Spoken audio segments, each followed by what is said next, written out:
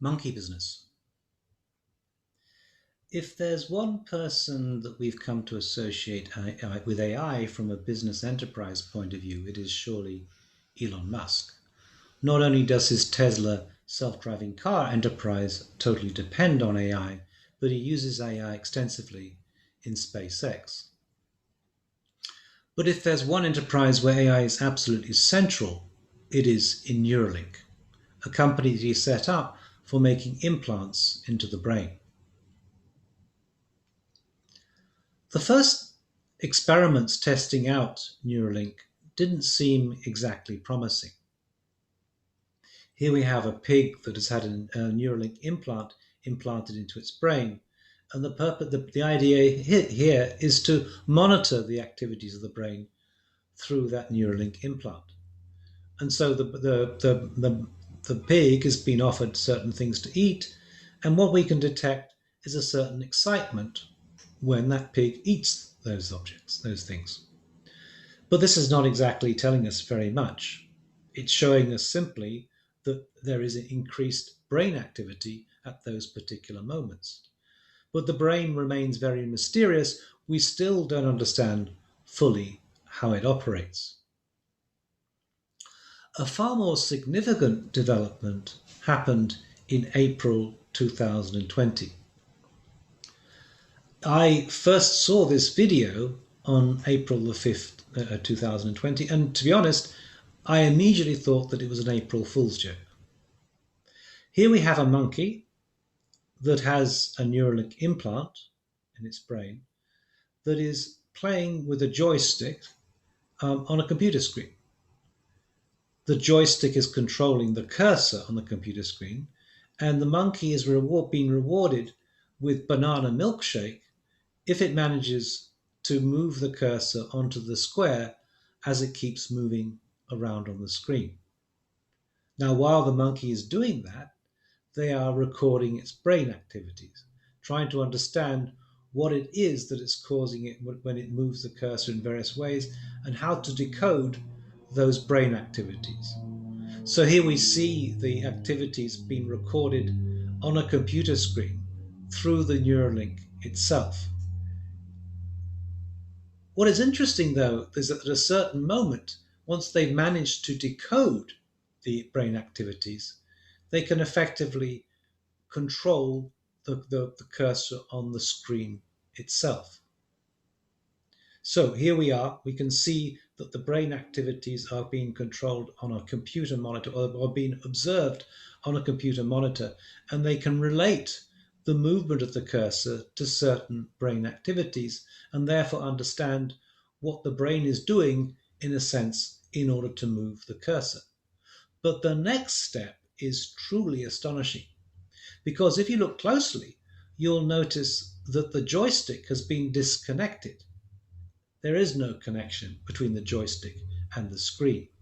And the monkey's carrying on as though the joystick is what is controlling the cursor on the screen. But actually, it's the mind, the monkey's mind, that is controlling it through the Neuralink implant. After a while, eventually, they can get the monkey to play on the screen without the joystick. Here we are, we can see the monkey playing Pong without using the joystick, simply playing it with the mind. It's a form of mind Pong, if you will.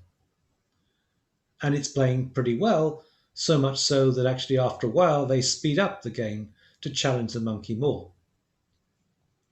Now, this is extremely complex, but it could be more complex. There are only 2 degrees of freedom here for the cursor. The cursor can either go up or down. With a robotic arm, for example, there are 6 degrees of freedom. A robotic arm can go up or down, left or right, forwards or backwards. In other words, this is relatively straightforward as far as the degrees of movement are concerned.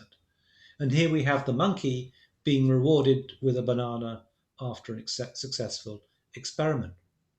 Now, what is the purpose of all this? Well, the purpose potentially is to help paraplegics, those who are incapable of operating their limbs, people like the late Stephen Hawking. The idea being that you could use your mind to control your wheelchair or indeed anything else for that matter. It therefore has potential enormous consequences for the world of medicine, enormous positive consequences, shall we say. At the same time, there are those who are worried about the negative consequences of this. What happens, for example, if instead of the mind controlling the computer is controlling the mind? These are the concerns of Slavoj Žižek, who published this book, Hegel in a Wired Brain, commenting on exactly this problem, the potential that we could be controlled, our minds could be controlled. According to neuroscientists, friends of mine, it's not going to be that easy. In order to actually control the mind, you have to be able to connect with particular neurons, so they tell me, and there are millions of neurons with which you would have to connect. At the same time, we could argue that our minds anyway, are being controlled anyway. The French theorist Louis Althusser has the view that there are two forms of control. What he calls the repressive state apparatus, that is, the military and the police, the obvious forms of control we have within society, but there's also what he calls the ideological state apparatus. In other words, our minds can be controlled through ideology.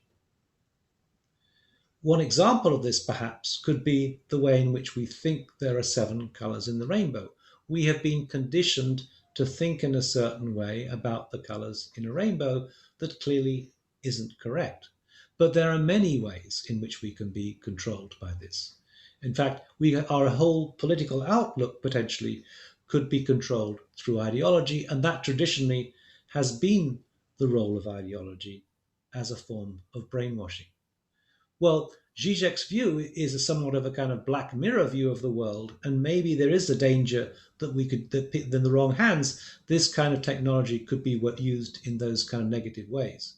But at the same time, there are a lot of possibilities afforded, very, very positive possibilities afforded potentially by the invention of Neuralink.